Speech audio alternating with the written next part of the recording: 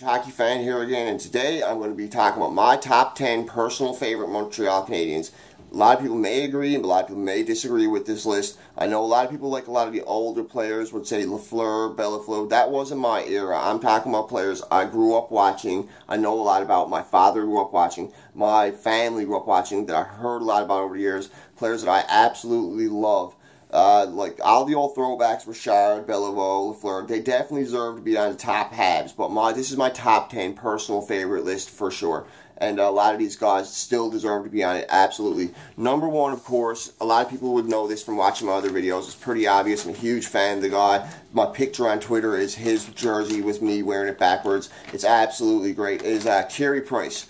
Carey Price has played over 500 games for Montreal. He has 302 wins. He may surpass Jacques Plante for the franchise lead in wins this year with 324, I think it is. But it may take him till next year because there's still only 40 games left, and he's out with injury after the All-Star game for at least a game or two. He's just nursing up that nagging injury. We all know Price is going to be fine. Price has been turning around a lot this year after a bad year last year, and he's been solid. Those numbers are steadily on the rise. He's up there top 10 in wins for sure. He's a great goalie. Some of his accomplishments are, well, he's never really won a Stanley Cup, but he was to the Eastern Conference Finals where he did get injured against New York in 2014. He by far carried the team. He had an amazing series against Boston. He's amazing in the Olympics. He won the gold medal with amazing numbers. I think he only let in 2 or 3 goals the whole tournament. His international numbers are great. He's a World Junior champion, Calder Cup champion.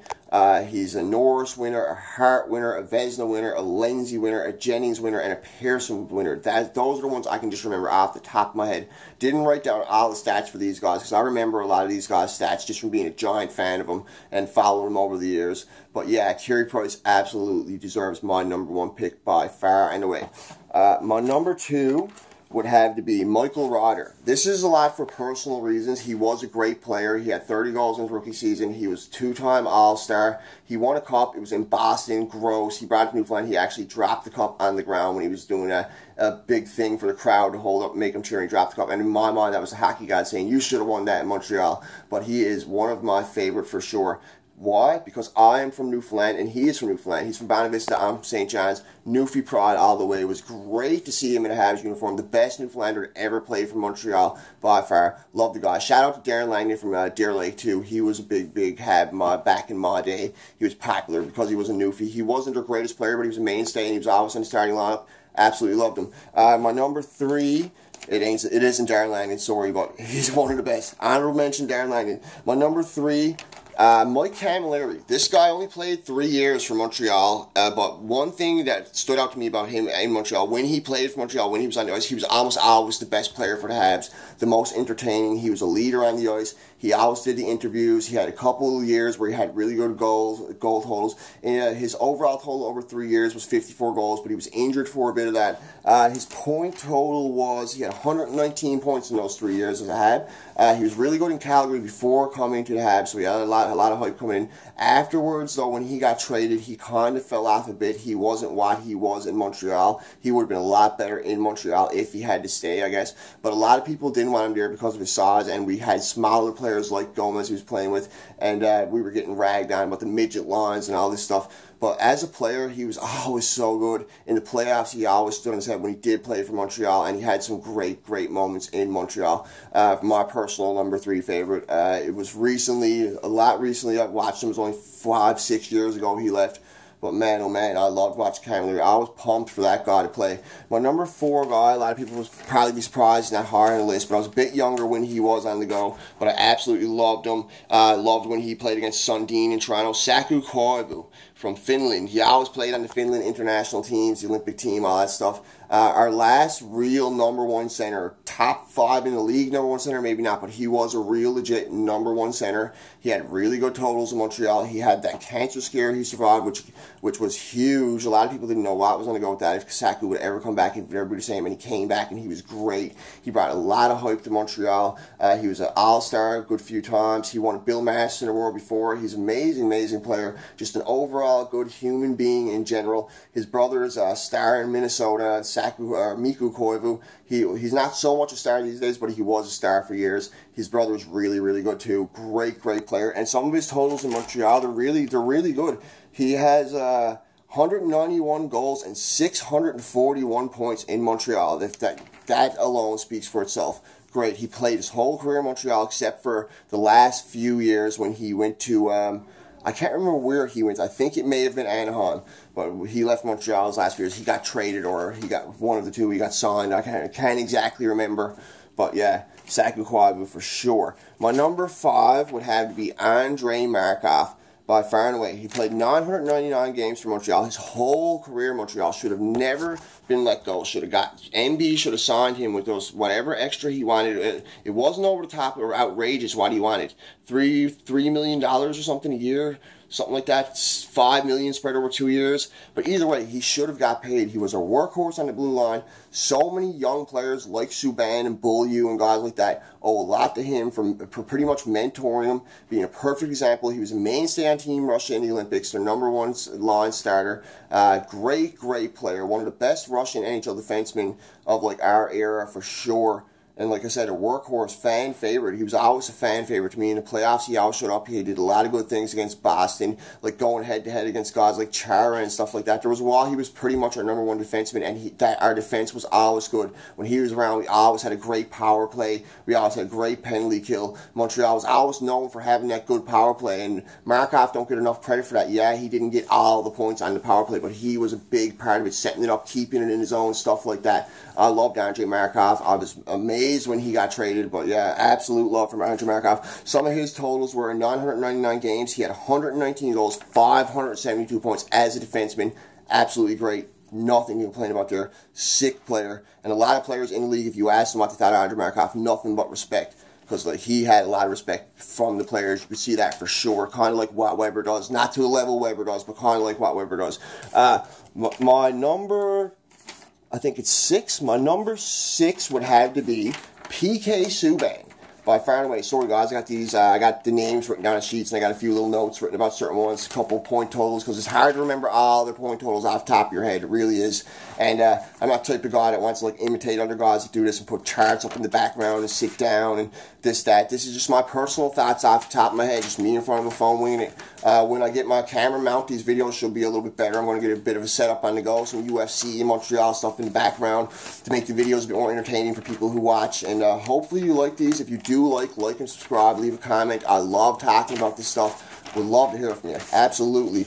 Every time I get a subscriber, I'm over the moon about it, for sure. And it isn't because I want to pile subscribers, because I want someone to talk to about this stuff. This stuff is absolutely great. Like, who doesn't love talking about their favorite hockey team and the stats and their young players coming up? And same thing with UFC. I'm big on UFC. If you're big on UFC, NBA, all that stuff, I definitely keep up to date with the sports world. It's my thing. Love it.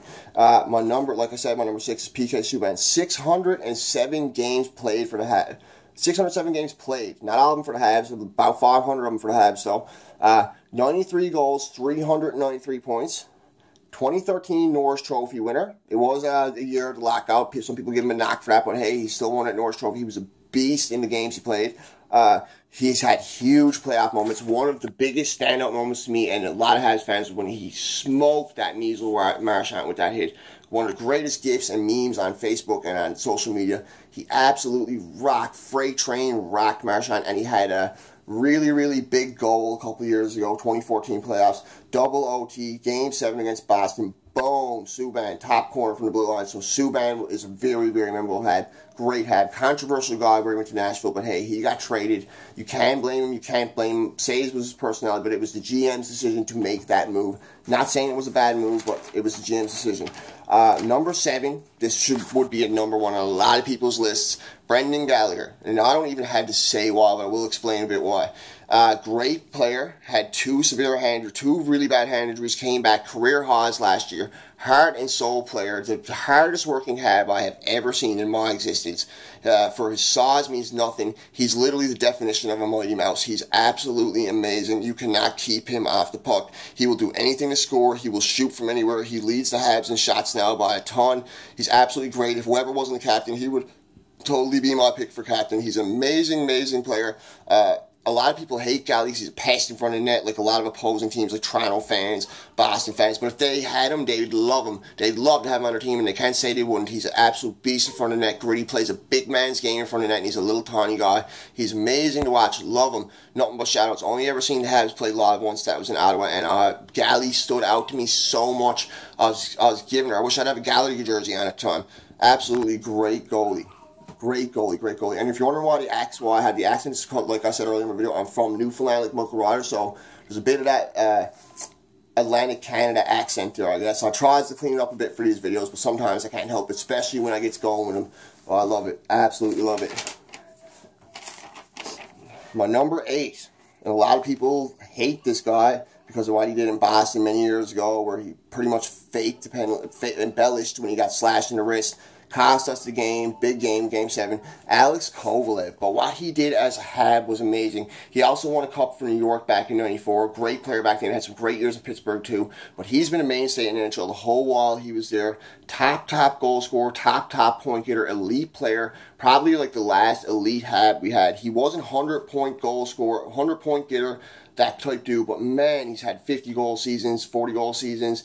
Great goal scorer, absolutely amazing. Was controversial, but brought a lot of media to Montreal. Had some great moments in the All-Star games with like the fancy shots and stuff. Known for some of the best hands in hockey, especially like in his era, for sure. Great player, loved the guy. Alex Kovalev. Some of his totals were he played 1,316 games in the NHL. He has 430 goals, 1,029 points. For anybody who says he's just a goal scorer, he has more assists than a goal by a lot, by over 100, I'm pretty sure, if you do the math. My number 9, mainstay, heart and soul player, next to Galley, probably the biggest heart and soul player we've had in the past long as well. One of the hardest workers too, absolutely always there. Great mentor to the players, good numbers, good totals, great over the years. Killed me to see him go to Toronto for the 17 games. He went to Toronto. He never scored a goal in the regular season for Toronto. He only had 2 points, so he didn't really hurt us a whole lot. But it's Thomas Plekanec. Thomas Plekanec is for sure my number 9. Great guy, great player, great human being. Did a lot for Montreal, a lot for Montreal Children's Hospitals, a lot for the team, was mainstay. The definition of a hard-working player and a complete player, good two-way player, and the type of guy a lot of younger players could look up to. Felt really sad to see him go this year, but hey, he decided to retire himself. Great to see him get his 1,000th game in Montreal. Absolutely love Plecky. Shout out to Plecky. I hope he does great in his life. Hope he becomes a coach when we see him in Montreal again at some point. Yeah, great player. Number 10 for me. It took me a lot to do number 10 because there was a few guys I wanted to squad under, but it has to be Max Pacioretty. He's had 5 30-goal seasons in Montreal. He was our former captain. I did not like it all the way he got treated by management, the way he was treated when he left, the way when he came back. They should have did so much more for him. People say he's the worst captain of all time. How can you be the worst captain of all time and have 30-goal seasons like a couple of years when you were there? Had some good memorable moments in the playoffs. His playoffs numbers clearly aren't as good as his regular season number, but if it wasn't for Pacioretty, a lot of the playoffs we were in and a lot of things we did do wouldn't have happened. Him and Price and like guys like Subban, they were mainstays to the success Montreal did have. And he's a great player. There was a few years he was top 3 in goal scoring. One year he was number 2, just behind Ovechkin. He's top 5 in the past decade in goal scoring for sure. He's a bit of a streaky player, but man, some of those streaks have been great. I've seen Pacioretty go on crazy streaks where he gets like 10 goals in 3-4 games. He's an amazing player when he gets going. He's been called lazy at times and says he kind of coasts out there, but that's just his style of skating. If you watch Pacioretty play, I've watched him play so many times, he's not the guy that's going to give it with his legs, constantly moving his legs. He has these long strides that are very deceptive. Makes him look like he's going slower than what he is, but he battles too. Last year, a lot of people gave him shit, said he wasn't a battler. He was one of our best penalty killers. When we put him on penalty kill, he had a few shorthanded goals. He always had to stick going. He does battle in front of the net. I've had friends that aren't Habs fans tell me he's a soft player and this and that, and I'm almost like, do you watch the guy play?